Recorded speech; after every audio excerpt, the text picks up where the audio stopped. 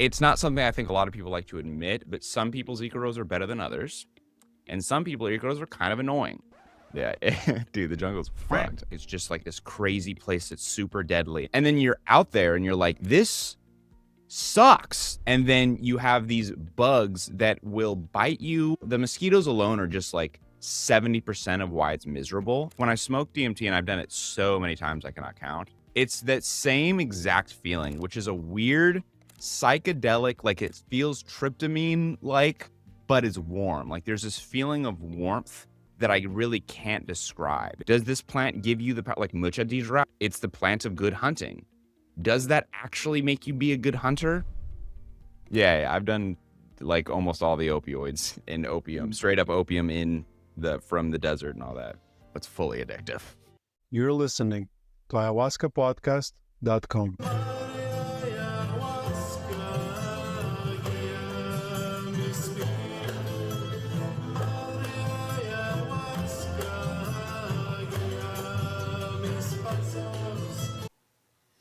Hi guys, and welcome to Ayahuasca Podcast. As always, we do the host Sam Believ. Today I'm having a conversation with Metta Beshay. Metta Beshay is a filmmaker, musician, and documentary creator who has built a massive following by diving into the world's most misunderstood substances. Known for his citizen scientist approach, Metta recently traveled to the heart of the Amazon to peel back the layers of the global ayahuasca industry. His work bridges the gap between deep ethnobotany and the modern mental health movement, challenging us to look past the marketing and see these plants for what they truly are. This episode is sponsored by La Huayra Ayahuasca Retreat. At La Huayra, we combine affordability, accessibility, and authenticity. La Huayra, connect, heal, grow. Guys, I'm looking forward to hosting you. Metta, welcome to the show. Sick. That was a good intro. Okay, sick. Thank you. Yeah, thank you. I mean, pleasure to have you on. I stumbled upon your video like a few weeks ago, and now we're talking. That's pretty cool. Yeah. I'm glad you found time. Your videos are really, really fun to watch. So we'll definitely give link to people in the end to find you. Well, It's thank like you. your style is it's kind of adventurous, but at the same time you provide science, a little bit of comedy. I really like it, and it's interesting. You're in person. You're exactly as you're on your videos, so I know it's like your personality. What do you like interview anyone who's like a different, like when you interview them, there's like a completely different personality? I mean, there's one way people, yeah, most people, they have like, there's one way they talk in person, and there's the other way they talk on the interview. It's kind of like there's this slightly enhanced persona always. I mean, I'm pretty sure I do it myself. So it's very interesting to see when it's like Exactly the same. Yeah. Cool, man. So let's start with your story. I mean, why did you decide to make videos about ayahuasca and other plant medicines? Well, my channel blew up because I got big for doing one video. Like I had videos that were bigger before it, but I had one video that was like trying the best legal highs, and it like got a ton of views. It's like I don't know how many. It's like well over 2 million at this point, I think. And I think I kind of had a decision. It was like, okay, I could be like the drug guy on YouTube, which I feel like every era of YouTube has a drug guy. But the problem with being the drug guy is that it often doesn't end very well, or it's just not it's not a way to be taken seriously. So I was like, okay, let's transition a bit to ethnobotany a bit, because I love like culture and history, and that's what the content I used to do before I did like substances. So then I just kind of transitioned into like ethnobotany, and then fell in love with like the stories of like Richard Evan Schultes. That's kind of a recent thing. I was just like, oh my God, this whole world of like these guys just living in the Amazon is insane. Well, cool story for you. Did you know that Richard Evan Schultes actually traveled to Colombia first before he even went to Peru? I actually didn't. I thought that he mainly in Peru. No, he was before Peru. He was mainly in Colombia. A lot of That's what I people don't thought. know it because what happened was Colombia was the center of like ayahuasca and psychedelics, and that's where Dennis McKenna and McKenna brothers went to. I actually interviewed Dennis McKenna recently as well, and because this was the core of it. But then Narcos happened, and because of that, all of the sort of psychedelic tourism was redirected to Peru and even to Oh, Costa Rica. And it's interesting because it doesn't even make any sense because Costa Rica doesn't even have ayahuasca traditionally. But exactly. anyway, so you definitely have to come to Colombia. But tell us about your ayahuasca experience in Peru because I saw the video. It was very like basically like in the home of some guy. And like, how was it? Did you get any healing from it or? I mean, I know this is the ayahuasca podcast. The trip was very little about ayahuasca for me. Like I did ayahuasca and I was like, okay, I'm here to do ayahuasca, I suppose. I was actually originally there to do another plant, but the plant ended up being kind of lame. So I was like, okay, I got to transition into What was it? ayahuasca. It was Canuwasta. What? Canuwasta. It's like it's a sage plant from the Shipibo that's like it's dripped into the eyes of women to see the designs of the Shipibo, and the designs of the Shipibo were like famously very psychedelic. And so I was basically told like, hey, go out there, do a story on this stuff because it might be psychedelic. And so I Hmm. went out there and like I went like they dripped into my eyes for a week straight. Nothing. So I was like, Maybe because oh, that's not a story. maybe because you're not a woman. Yeah, maybe. Yeah, I Yeah. but I it's so funny. I asked, yeah, that was a whole other story because I asked a lot of Shipibo about it, and everyone was like laughing at me. They're like, "You think that Kinawusta is psychedelic? That's insane!" Like, no, not at all. That's hilarious. I'm like, oh, Well, oops. you still had a good story from it. So, Yeah. and obviously, if you didn't make a video about ayahuasca, I would not want to invite you to the podcast. So, Yeah. tell us about like you went to the jungle, like what you saw indigenous people, and hmm people expect them to be, wearing like loincloths or like feathers, and how were you surprised there? No, so I'm so the I'm Egyptian and I'm like I'm Coptic Egyptian from like South Egypt. So like we're called Saites. And so like we're also like I mean indigenous and blah blah blah. I kind of assumed the world is pretty westernized.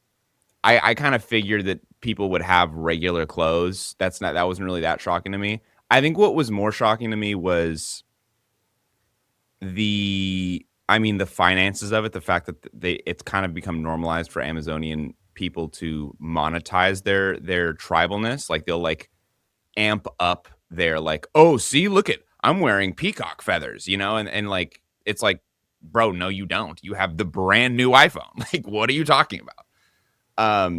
But I think also the thing that was I think more shocking, I think not even shocking, was really interesting to me was the what how do I say it? The tribal politics. So like it's just so fun. Like I was with Shipibo people, and then I'd be like, what other tribes around here? And then they'd be like, okay, there's Achwat over there, and I'm like, well, what are they like? And then they'll be like, oh, well, here's this stereotype. They'd be like, well, Achwat women are kind of seen as they're kind of the baddies, right? But then like Achwat men are kind of seen as like kind of machismo, and it's like, oh my god, like every person has their own. Sorry, not Achwat. What's the tribe that I'm talking about? It's not Achwat. It's another one. But there's a ton. And it's just like very interesting to me that there's so many like stereotypes. And even the people who are literally like neighbors, like the Kakataibo and the Shipibo, who are like historical neighbors, they don't know a lot about each other because there's no reason to go and hang out with each other. And in fact, like sometimes they have wars with each other, even though they're next door neighbors. It's very interesting. Have you ever heard about them having like shamans having spiritual wars against each other while they're all in ayahuasca at the same time? I have heard with what's the DMT I think is a seed or something that you snort. It's not Yopo? Yopo. I've heard Yopo, but that was not through my like experience there. That was like some YouTuber who was like, "Yeah, you're doing like spiritual warfare." Is that a thing that Hold on, actually, are there Shipibos in Colombia or no? No, Shipibo is Peru, but in Colombia, you have 8 or 9 different tribes that work with ayahuasca traditionally. What are the tribes or what's the main one that like white people go with? Inga, Kamsat, Kofan, Siona. There's more. I'm always like forgetting the names. They're all Of very course. like difficult to remember. Is But there a certain tribe that most like when gringos come, they go to work with that tribe I usually? think the most common ones the more popular ones for medicine are Kofan and Inga. I work with an Inga shaman because they like, for example, Rhythmia, this very popular ayahuasca retreat, they have an Inga shaman, and Kofanas are very popular locally. But they're both like really, really deeply connected with the medicine for like thousands of years. Mm-hmm. Mm-hmm. Yeah, I've even interviewed people that said that ayahuasca comes from Colombia, but of course, it's a little tricky to say because it's gonna ruffle some feathers. Yeah, I But mean, I it's work also with, it comes from a lot of different tribes of different like yeah, and it predates Spanish Inquisition, so it's like yeah. you can't really put a location. Here in Colombia, they have this thing. It's like, oh, like arepa is from Colombia. Arepa is this like cornbread that's round. Okay. And Venezuelans are like, no, arepa is from Venezuela, Ye- obviously. Yeah, But yeah, if you really go back, there used before when arepa was created, there was no Colombian, there was no Venezuelan. Indigenous exactly, people created exactly. it's just a very simple way to eat corn.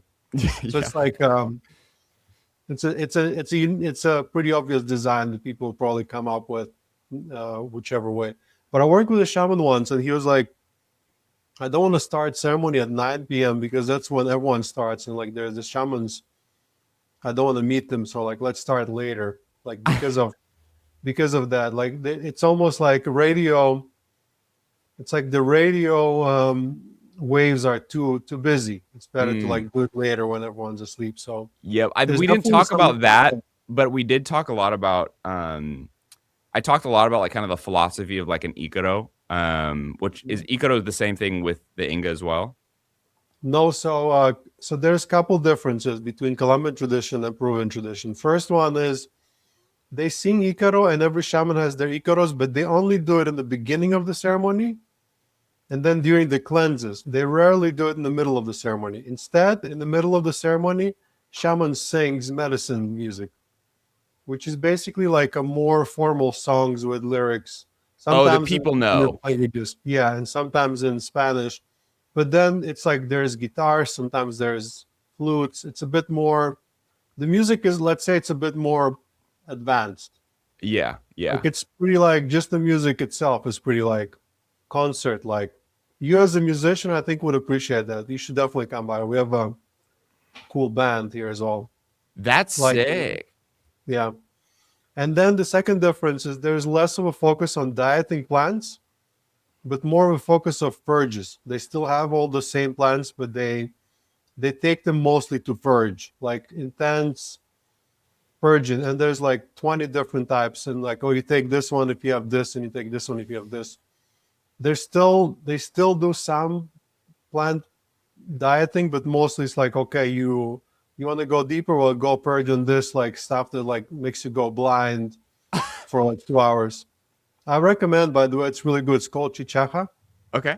It's like terrifying, but people feel amazing afterwards. You should make a video about this. This would be really interesting. No, I think I might actually that might be a good reason to go to Colombia about purges because they do purges in some people do purges in Shipibo tradition, but it's also not everyone does, and it's also just I think that the funny thing is like there's like the traditional way of ayahuasca, and then there's the like modernized way that's not necessarily like bastardized with like Gringo like monetization, but it's like the way that like everyday Shipibo, like a Shipibo family does it, is very much kind of like, oh, let's like have a like family trip and like let's like for example, one of the sons, he was taking a trip and he'd never left the country before, and so before we held a ceremony for him, and it was just like us in a circle like doing ayahuasca, like talking about our feelings type shit, and it was like Yeah, so it was I think in that case there would be like why would you do a like we don't need to purge like we're just trying to set you off for a good trip to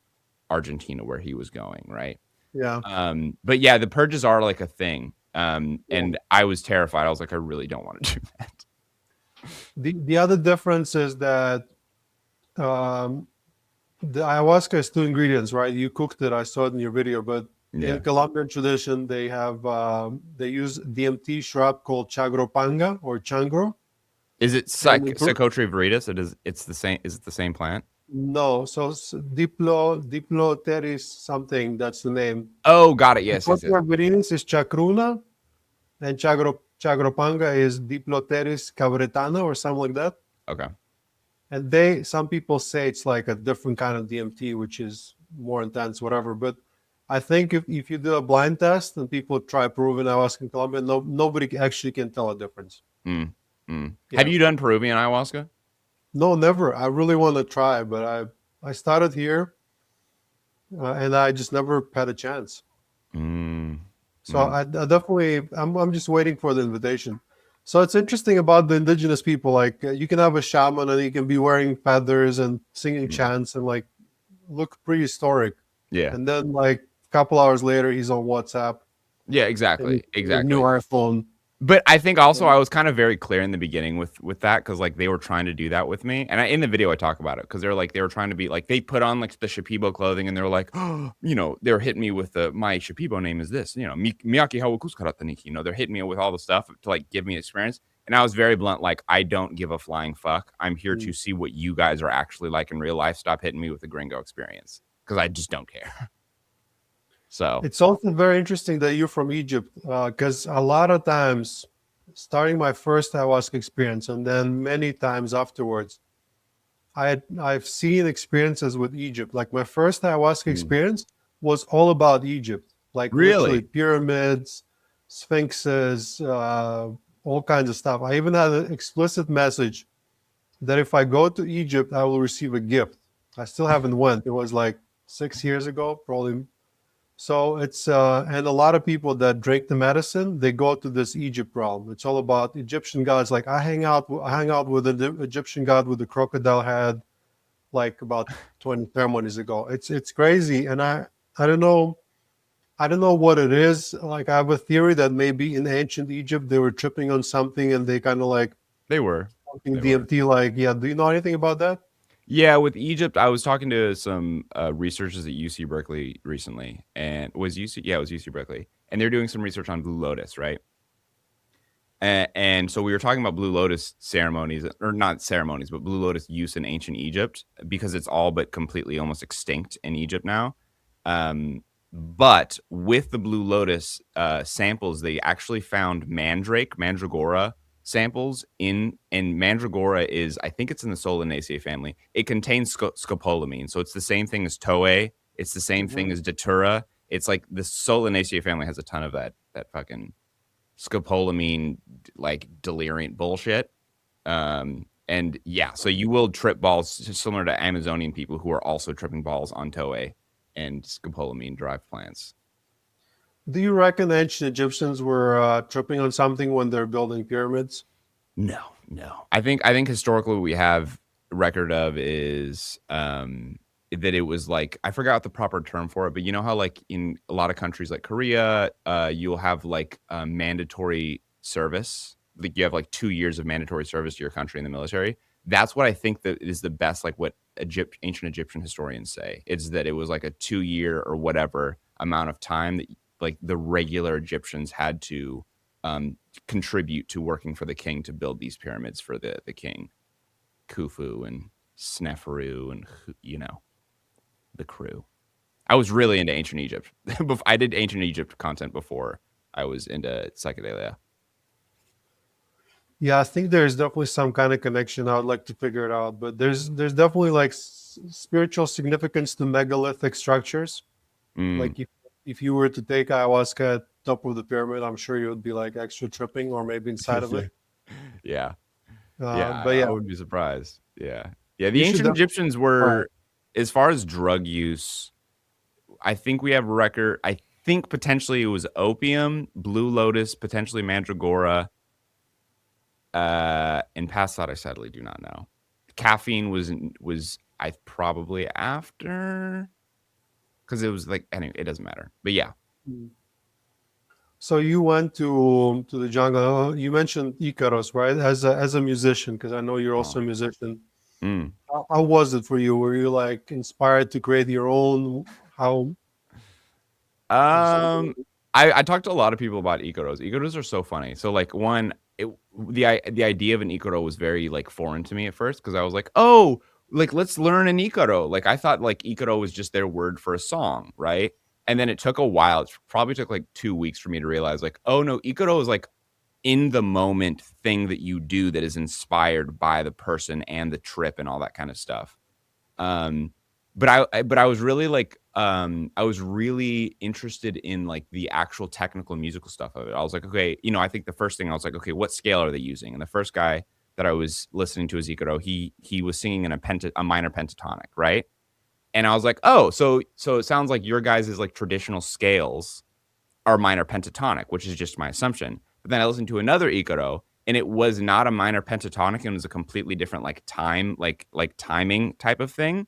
And what I realized was it was like, oh, because everyone listens to like modern music now, there's no way to really like try to get what old pre-colonial music sounded like at the time. So I was just kind of like, oh, it's just kind of like this inspired thing. And the funny thing about talking to a lot of people about Icaros was that it's not something I think a lot of people like to admit, but some people's Icaros are better than others. And some people Icaros are kind of annoying. Like some people, I've heard some people be like, yeah, this one shaman or curandero, she was just like really whiny. Like, eh. And then they were like, it just ruined the whole trip. And I'm like, yeah, that makes total sense. Yeah. Yeah. So interesting. Like my seventh ever ceremony, which is probably about 5 years ago. Mm-hmm. I was in ayahuasca ceremony. I was in the jungle. I was in the hammock, and I went to this super deep trip where I was basically, my understanding was that it was revealed to me what the universe mechanism of the universe is, like what's under the The bonnet. hood. Mm. Yeah, what's under the hood.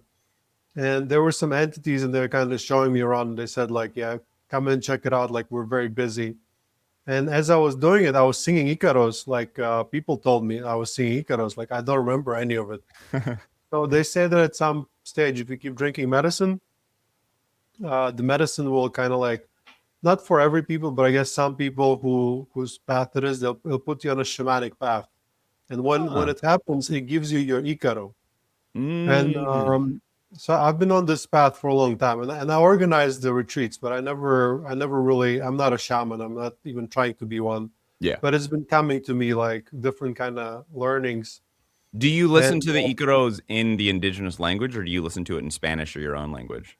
no, so my shaman, his Icaros are kind of mix of 50% Inga language and That's 50% Spanish. Like, yeah, I can recognize some words, yeah, yeah. others make no Medicina, sense. they'll throw in a medicina, poderoso medicina, and then they'll hit Something up like there. this, yeah, Yeah, or yeah. kura and something like Mm-hmm. that. Yeah. The typical, the usual suspects. But mine are always just sounds. That there is no letters. Mm. I think that the it's more about the intention and the certain sound. So for last couple ceremonies, it's like the Icarus kind of made reemergence in my life, and now I'm actually kind of remembering them. I recorded it, and mine sounds like a lullaby. Ah.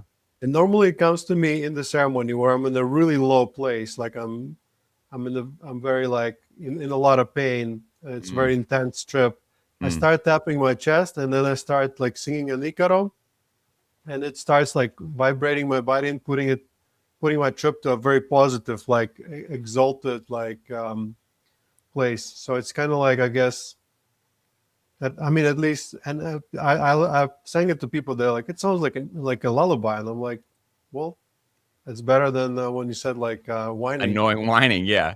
But Yeah. it's funny that the Icaro, like that was one of the things that I learned, and to go back to what we were talking about like shaman war and all that kind of stuff, was they explained to me multiple different curanderos explained to me that the Icaro is like a tool, like think about it as a tool to basically take you out of bad spiritual mindsets or worlds, so that like in their like original creencia they have like their original religion has like four worlds, and one of them is called I think Panchinatu, which is the yellow world or the evil world, and sometimes they said you can go there, and the Ikoro can be a way to take you out, and then sometimes you actually have shamans or witches or like not Mojaya. Brujos. Yeah, brujos. They'll have like people will do witchcraft on you, and then the Icaro is gonna clean that out of you. And do they use Waira in the? I didn't see anyone use anything like that. I wouldn't be surprised if some other people do. Is that an Inga thing or is that like a Colombian That's thing? a that's a very common. I've definitely seen shamans from will either use feathers or this, but basically this is like to move the energies, and they also sing with it. like as they chant, like Mm. rhythmically they move it, Oh, and it's like then almost an yeah, instrument. yeah. So because it's basically like a rattle style sound. What's the population of Inga? I think it's about 5,000 people. Oh, they're a wow, they're a small group. Wow. Yeah, Do they holy smokes. Whoa. Do you know how many communities exist? couple. There's different like tribal sort of centers. Yeah. As far as I know, at least three of them. Most Have of them you are pretty modern. They just live in the cities now, and have you ever been to like some out deep in the jungle communities or not? I don't know. I don't know if that's that deep. I've never been to places where you like take a boat and then you take a horse ride and then you walk. Okay. No, maybe like maximum 2 3 hours from Okay. the main road. Yeah. Yeah, but Yeah, it's like if you fly a drone, all you see is jungle. yeah, It's it's like it's kind of terrifying. hard to say like what is deep. It's true. No, it's true because it's like I was in Pucallpa, which is like deep, deep, deep in the jungle, but it's a city of 20,000. And literally, you ask any person from Pucallpa, hey, have you been to the jungle? They go, fuck no. I've never been to the jungle. I'll never go out there. That shit's crazy. Yeah. So before you worked with ayahuasca, you smoked DMT, right? So how Yeah. was it similar or different? I found it's it's similar to like any drug that when you change the route of administration, it changes the experience a lot, but it doesn't change the feeling necessarily. So with like when I smoke DMT, and I've done it so many times I cannot count, it's that same exact feeling, which is a weird psychedelic, like it feels tryptamine like, but it's warm. Like there's this feeling of warmth and that I really can't describe. It's just a weird warm feeling, not in like an opiate like warm comfort feeling. It's a different type of warmth. But it was that. But then when I compared it with like actually drinking ayahuasca, I think I just talked to one of my chemistry friends about it. They said because of the MAOIs in the vine, that's what causes like that heavy sedation, that yawning, that like the like just this super like sleepy feeling of ayahuasca, which I found very pleasant. I like that a lot. This episode is sponsored by Lawira Ayahuasca Retreat. Most of you know Lawira if you've been listening to this podcast for a while. Some of you might have already been to Lawira before. For those who don't know us yet, we started Lawira 4 years ago. At Lawira, we combine authenticity, accessibility, and affordability. Lawira is currently highest rated ayahuasca retreat in South America with more than 700 5-star reviews and an average rating of 5 stars. If you come to Lawira, you'll experience powerful, authentic ceremonies led by our indigenous shaman, Fernando, in a very beautiful venue just 1 hour south of Medellin, Colombia. We're surrounded by nature and have comforts like hot water, Wi-Fi. At Lawira, our team has guided more than 2,500 people through this life-changing transformation of ayahuasca experience. At the same time, we keep it very affordable. So whether you're coming for healing, clarity, or a deeper connection to yourself, Lawira is the best choice. If it is your first time drinking ayahuasca, you will love our 3.5-hour preparation course and integration support. All of that is included in price, as well as pickup from Medellin, accommodation, and ayahuasca. Visit lawira.com to book your retreat or learn more. Lawira, connect, heal, grow. LAWAYRA.com. So, fun fact, let me show you something. Okay. This is very new. I haven't shown it to anyone, but Ooh. I'm working on a product. It's called Only Vines. Okay. Oh, okay. It's It specifically, it's a play on the words, but it's basically just a vine by itself. brilliant. Yeah. So here I Do have you the know? ayahuasca. Oh, good old ayahuasca. Oh, I love it. Oh, You know, and we then love that.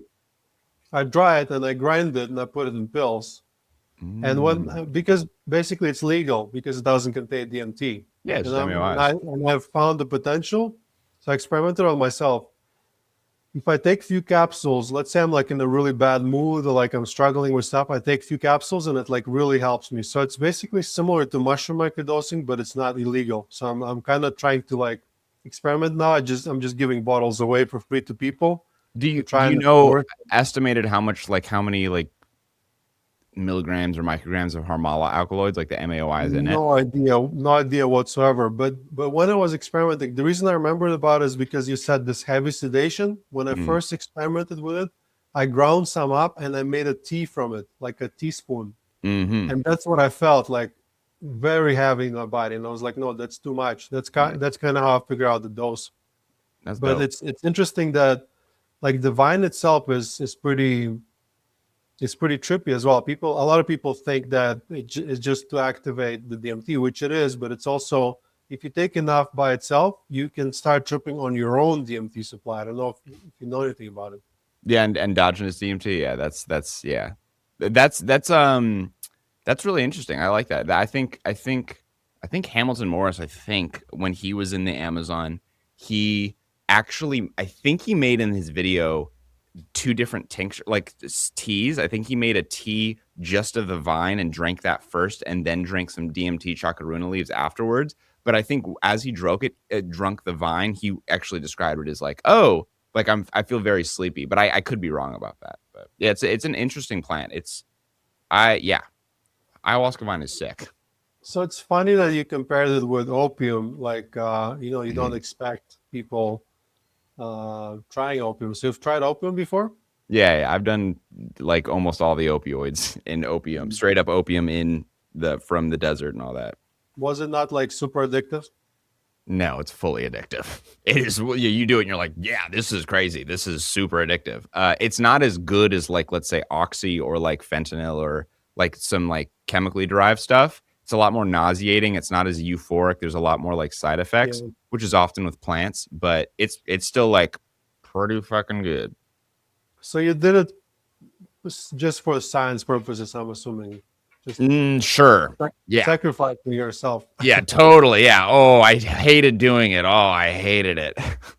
Well, technically, I've self-imposed limits when it comes to drugs slash medicines, and for uh, me, it's like I would only engage with things that have a tradition of at least 1,000 years or more. So ayahuasca, San Pedro, um, you name opium. it, right? Hmm. And so basically, technically, I could do opium, I guess. I mean, you Of could. course, I mean, I shit. won't. Would you do like, let's say, an ayahuasca extract or like have you smoked DMT? No, You never smoked it. no. I mean, it's a self-imposed limit. I can take it off anytime I want, but it's kind Yeah. of cool because people ask me like, "Oh, have you done LSD or have you tried MDMA?" I'm like, "No, no. I'm just traditional, just the classic stuff." Like, That's no, because it's a funny one because you can get. Have you ever snorted cocaine? no, Wow. Oh, so you really have not kind a of single like, time. wow. And interestingly enough, not for the lack of access to it. When I first came to Colombia, like I would go and visit a guy at the party, and there was like a brick of cocaine on the middle of a glass table, and everyone was like, do it," and it's like it's not addictive, and I'm like, "No, I'm good." The next day they do it again, and they say they're not gonna do it again, and they do it again. I'm like, "No, no, it's definitely addictive." So I never touched that stuff. Coca, traditionally, yes, I have some in my cheek right now, Yep. Mambe. Yep.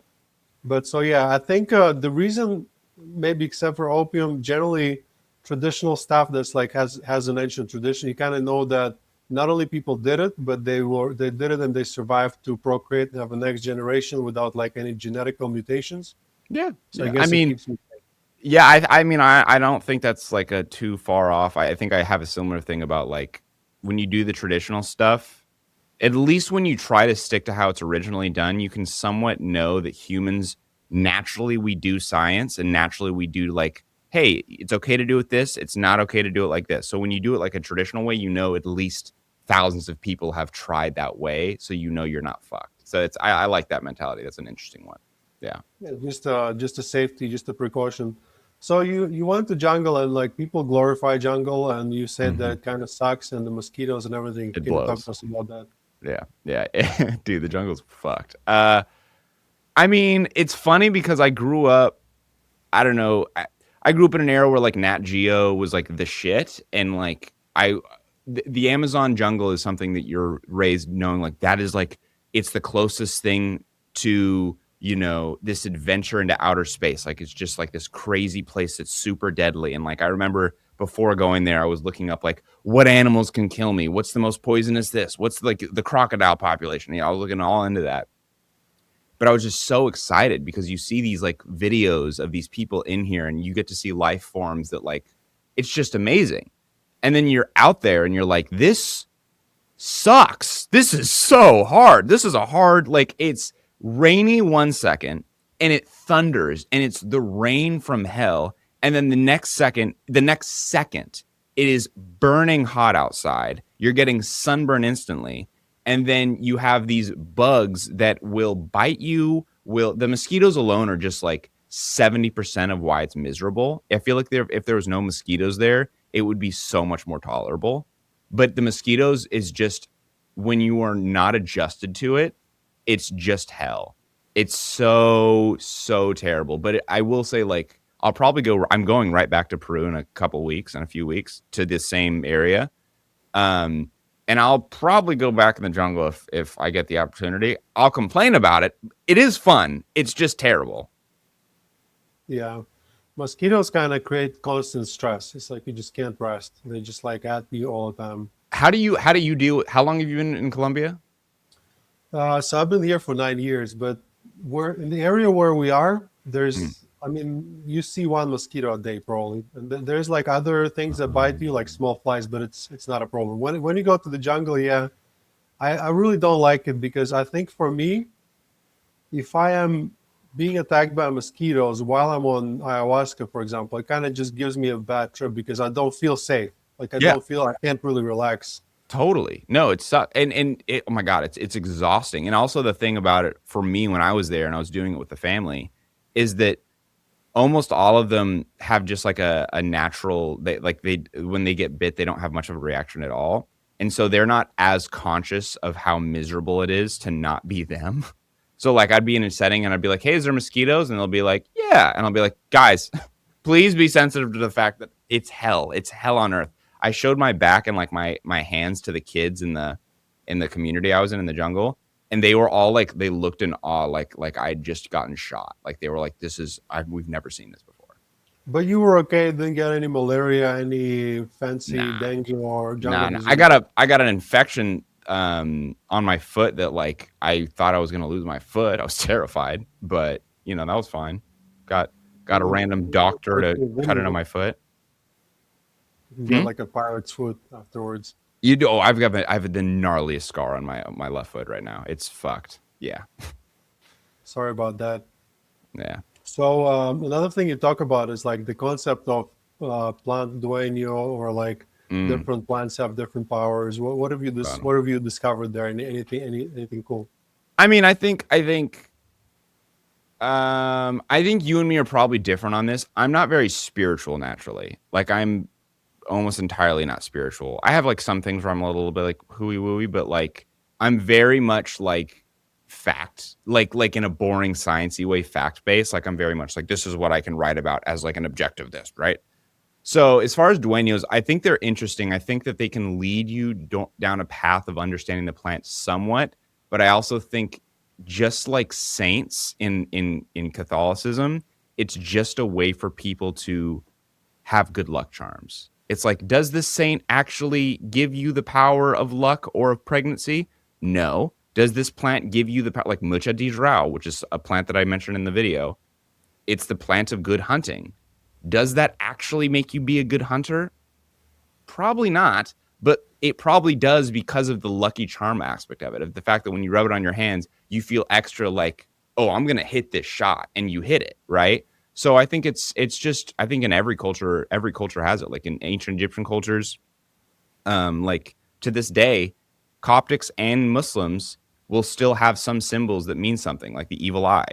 That the evil eye is still something that can either be lucky or bad, depending on when it is used and how it is used. And it just kind of like empowers people to be like, I have this thing on me that gives me the strength that I need in this moment. I think that's how I think of dueños. It's like this plant that like keeps you in touch. I also, to go on a little bit left of a tangent on that, I actually talked to one of the guys who's a curandero there, And I was like, is it ever weird, like, dieting these plants with like gringos that want to become shamans as well? And he was like, no. And then I pressed him a little bit harder, and he was like, yeah, it can be a little weird because the thing about it is that we're like born and raised with this. Like these plants are not, they're around us all the time. It is like, and so like there's a context, there's a cultural understanding that no one except for them can ever understand a fraction of. And it's like no different of like my hometown. If you move to my hometown, it might take you 10 years to understand a fraction of the stereotypes that I understand. Like if you go to Dallas, the next door neighbors, right? You'll be like, oh, the stereotype is they're racist. But then I'll be like, no, no, no, you have no idea. Like on this block, this happened this year. Like there's just so much context that you just have to grow up with it to understand the power of it. And the same thing with dueños. It's like they can tell me, Pion Colorado is really good for good vibes, right? But I'll never understand the full context of what that means to them, even if I study it for the rest of my life, because I'm just not them. Yeah, for sure. That's why I kind of stick with indigenous shamans. I just think that Yes, even precisely. just the fact to kind of like be, if you came up with it, then you kind of deserve to get the benefit of it as well from that point of view. Yeah, But financially too. but Yeah, exactly. there's a plant that is good for like fishers and hunters. Do you reckon there is a plant that makes people better YouTubers and documentary producers? Methylphenidate and Adderall. I don't know. Adderall plant, yeah. Yeah, the Adderall plant. Or ephedra. I guess there is an Adderall plant. So yeah, the ephedra plant. Canada. Oh, that's I think you talked about it, right? That's a plant that was the inspiration for methamphetamine. Yeah, that's what meth comes from. Ephedra Seneca, but there's ephedra is a genus species, a genus name. So there's tons of different. Mm. There's ephedra gerardiana, there's ephedra viridis, and they like multiple of them have basically the compounds that you can turn into meth. But alone, they are pretty stimulating. Like it's pretty methy when you do it alone, just the plant, like a tea.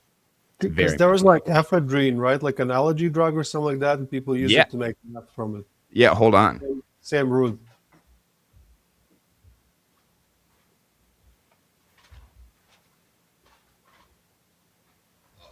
Sorry, I have like this. This room is basically like a museum of like plant and chemical things that are actually all legal. But I just have a ton of just weird stuff. So this is the stuff that people usually used to in the old days used to make meth Yeah. out of, right? Pseudoephedrine. But then this is over the counter still. This is asthma. This is what's bronchade, right? So it's ephedrine sulfate, which is in the ephedra plants.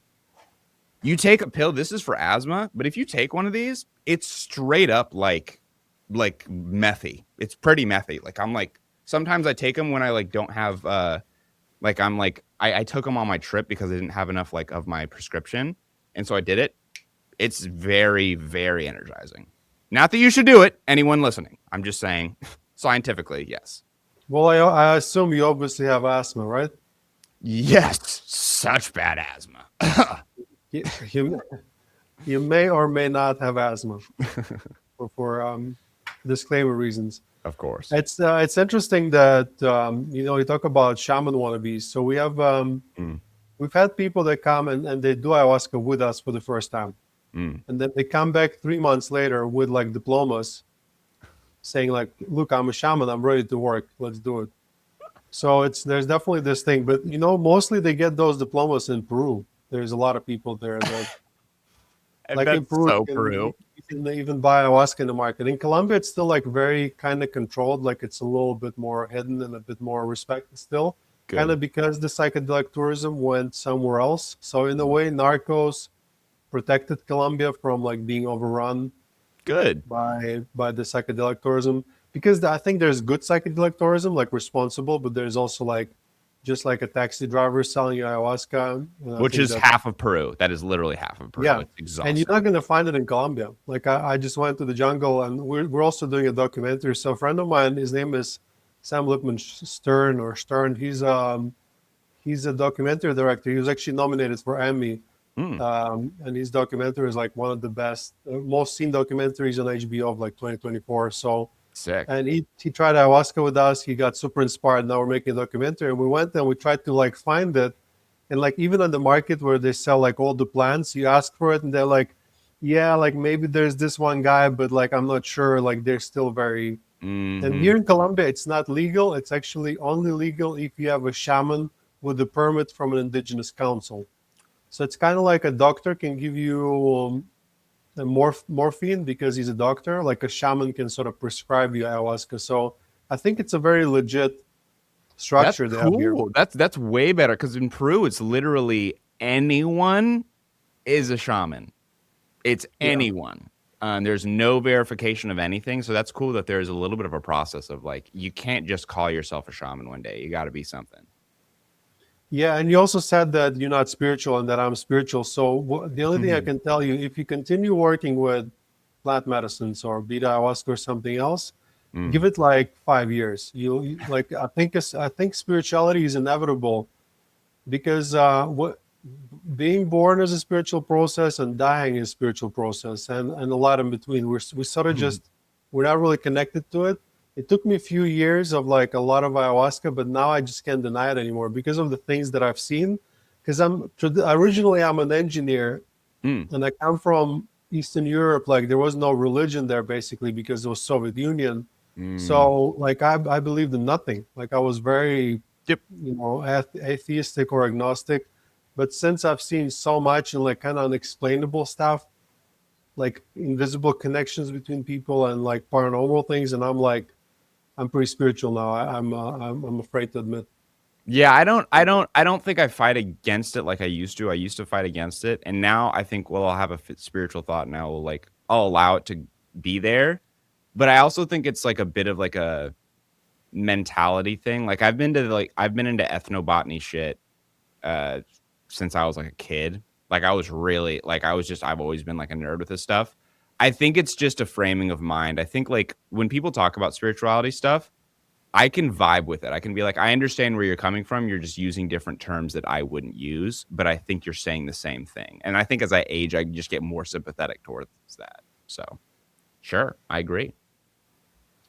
Nice. So let's talk about ethnobotany. Like, tell us about your favorite plant finds, whether it's in Amazon or somewhere else. What are the coolest plants you've been Mm, discovering or making videos about? Because I know you've done quite a lot. I'm trying to think the coolest plants. I mean, there's so many. I think my natural inclination is opium just because I like that one the most and it's just cool. It's like useful in a lot of ways. It's chemically a lot of chemicals have been derived from it.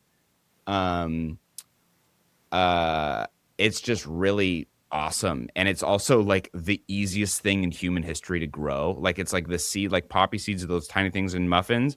You just fucking throw them out there with no nothing.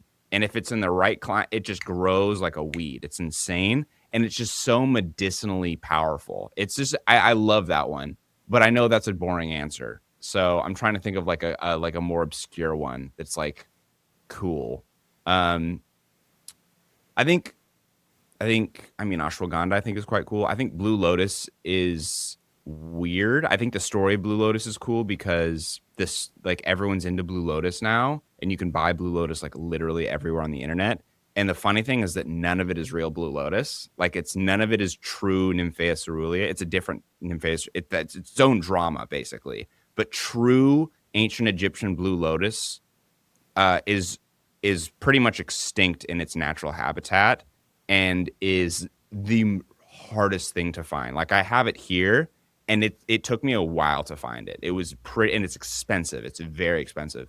And the active compounds are like kind of like its uses I don't think have been totally explored fully, but the high is pretty shit from my understanding. It's pretty dog shit. So that one's cool. Um yeah, there's so many, man. There's so many. I think Mapacho is sick. They use Mapacho in Colombia, I'm sure. Yeah. It's available in the jungle as well. They actually for shamanistic purposes. They also use a lot of normal tobacco, like Really? just a rolled. Yeah, They use like it's like the stuff that you inhale. No, I mean you still not inhale it. It's like like a cigar looking tobacco. And there's tobacco called piel roja, which contains mapacho. That's the one my shaman likes to use, Mm. and it's like a very strong cigarette. You don't inhale it, but they use a mapacho mostly in rapé. Like the have you tried Mm. rapé? I've had I had an Achuar guy do like kind of a version of rapé. No, not proper rapé, but I've had tobacco stuffed in my nose very Yeah, forcefully. Yeah, some of it is basically like pure mapacho, so it's very strong. yeah, that's what I But I had done. Yeah, that was rough. yeah, I like mapacho. It has a nice sort of taste to it. Really? In a way, yeah. I mean, at least the one that I've been given. God, I hate mapacho. I love it because it's so fun, like botanically, but it's just like it's so bad. It's so strong. It's oh my god. I will say though that like during a ceremony, I don't like mapacho outside of a ceremony, but in a ceremony, inhaling tobacco smoke just feels so crude. But when you do mapacho in your mouth, it feels much cleaner. So it's a weird. I mean, they got secrets. They know the ways. So I'm a cigar smoker, so I don't never inhale anything. So I smoke it Oh. as a cigar. So it's pretty good for that. But I mean, I know it's not a plant, it's a mushroom. But I know you also talked about the Super Mario mushroom, the Amanita muscaria. Yeah, amanitas. You Yep. like that? No, I do not like amanitas. I think it's gorgeous. I think it's a beautiful plant or a fungus, but ugh, I don't like it. I don't. That's one of those plants that you really do either love it or hate it because the people that like I get my amanita from, who are very sweet people and that's their whole life, they are obsessed with it. They are like, this is my life. It changed my life. Most other people are like, this is a terrible high. I don't get it. Yeah. Do you like Yeah. it? No, I've never tried it. It's interestingly, it's all over my culture. Like in Eastern Europe, like Totally.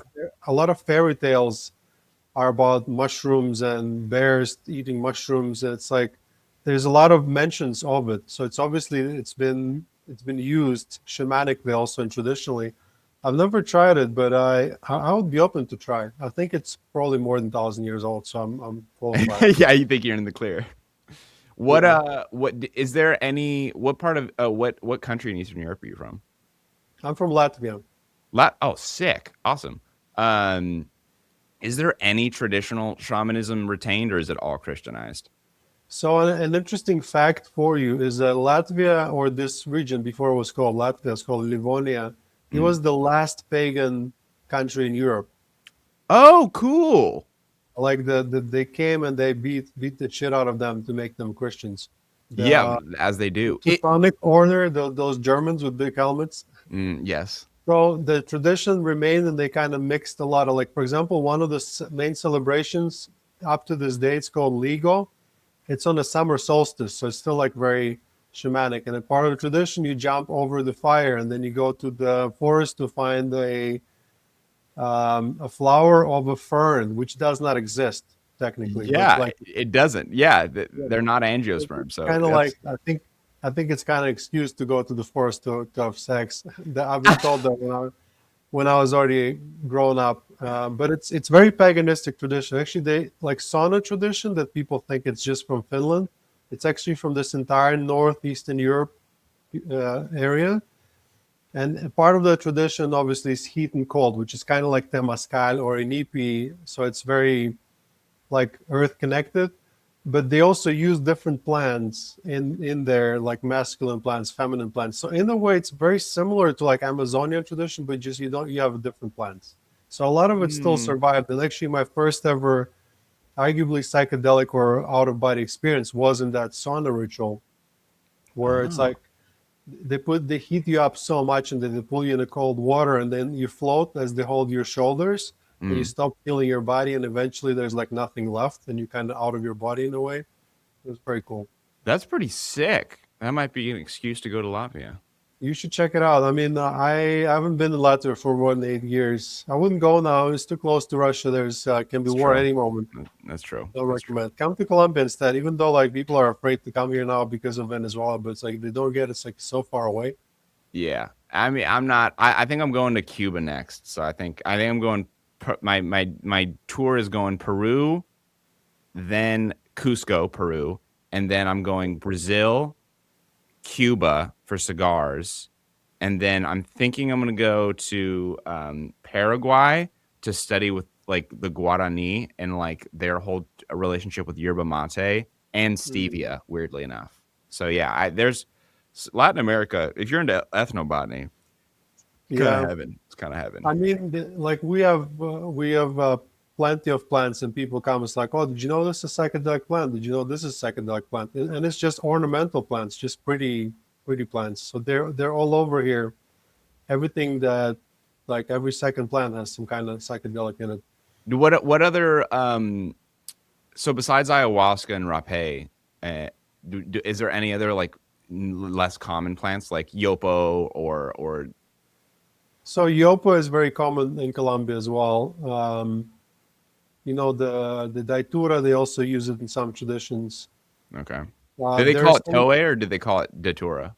they call it borrachero. Oh, really? Yeah, Interesting. That's a weird word. a lot of Okay. things have different names, but they're still same. It's the devil trumpet, the beautiful Yep. flower. Yep. Selenium. And Yep. then there's some areas they grow a lot of mushrooms. Hmm. Then Dennis McKenna, like when they went to Colombia to the jungle, they were exploring this other plant that's kind of like very like hidden tradition. I forgot its name, but it's like a paste that you chew. Honestly, there's many. I don't know much. I'm just focused on ayahuasca. Like ayahuasca here is called jahe. Actually, Colombian name for ayahuasca is jahe. Jahe. And Hmm. it's like I understand that you're an explorer and a psychonaut, and you want to like learn about a lot of things. My Mm. perspective is like you can drink ayahuasca for the rest of your life, and you will have so much information. Like you can't even figure this one plant out. So I'm kind of trying to focus on one, and I kind of don't like the retreats that like offer you ayahuasca one day, and then San Pedro, and then mushrooms, and then cambo, and then Oh, I didn't know that was a thing. They'll offer them combo. Are you serious? yeah. There's places that it's like a buffet of psychedelics kind of, and I kind of don't like that approach. And my shaman, he also like that's what we do, rapé if you want to outside of ceremony, but apart from that, we just stick to ayahuasca. Wow. God, I might do combo. And that's when I'm not. I'll do it for the video, but I'm like, I don't want to do this. That Cambo is shit really sounds. good. I've done a lot of it. It's I don't know if you can see my Oh cambo. shit! Oh wow, he likes combo. That's crazy. Yeah, I know, and most of those are repeated. And I'm trying to sort of make like a little beautiful tattoo with cambo. That's pretty cool. I Wait, so do it what because was it like for you?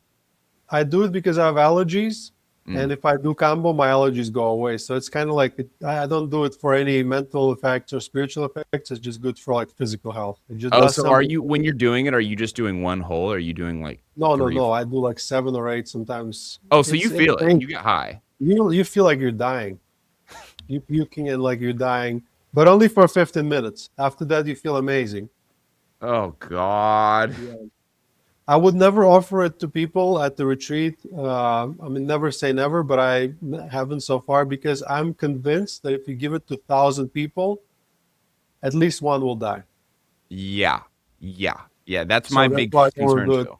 Yeah. because we've already given ayahuasca to about close to 3,000 people. So if I would have combo, it probably would have killed a couple. So I Yeah, wouldn't. so question. I'm about to like I'm like kind of helping some older people, some very old people do ayahuasca, and I'm a little concerned because they're old as shit. And obviously, I've seen old people do it before, but they're not from this culture. How do you deal with that? So what I've gotten to like make sure that they're safe is I've gotten their complete medication list of the medications they take, and then also any like health concerns that they might have. Is there any red flags like with old people that you're like, I don't think you should do it, or is it usually fine?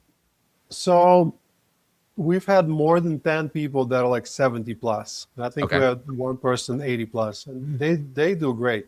They they do they just fine. do more purging because their accumulation of stuff is just bigger. Okay, If they can run a sprint or just like they have like good cardiac output, they'll be fine. okay, The problem is that old people generally just die. And if they die at an ayahuasca retreat, not because ayahuasca is bad, but just because it puts tension on your system mm, then they'll probably blame ayahuasca for it. But Naturally. ask Yeah. them like if they can like do a little run around the block. If they're fit enough to like run around, just like cardiacally fit, I think they'll be fine. And Okay. just start with a smaller dose. Like you don't give them double cup. You know, you gotta. That's what we do. Like my shaman is very careful and he starts with small amount, and so they'll be fine. We've had plenty of old people.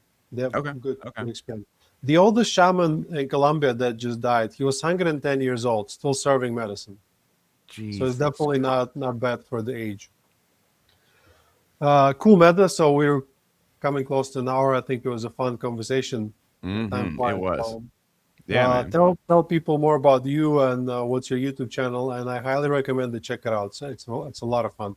It is Metta Beshay, Metta Beshay, Metta Beshay, and that's pretty much everything. You can find me on Instagram. I post stupid stories there, and it's just YouTube is my main thing. So, yeah, yeah. We'll link to you, Meta. Thank you so much for the episode. Thank you. Guys, you've been listening to Ayahuasca Podcast. As always, with the host, Sam Believ, and I'll see you in the next episode. Sweet. I hope you enjoyed this episode. If you'd like to support us and psychedelic renaissance at large, please follow us and leave us a like wherever it is you're listening. Share this episode with someone who will benefit from this information. Nothing in this podcast is intended as medical advice, and it is for educational and entertainment purposes only. This episode is sponsored by La Huayra Ayahuasca Retreat. At La Huayra, we combine affordability, accessibility, and authenticity. La Huayra, connect, heal, grow. Guys, I'm looking forward to hosting you.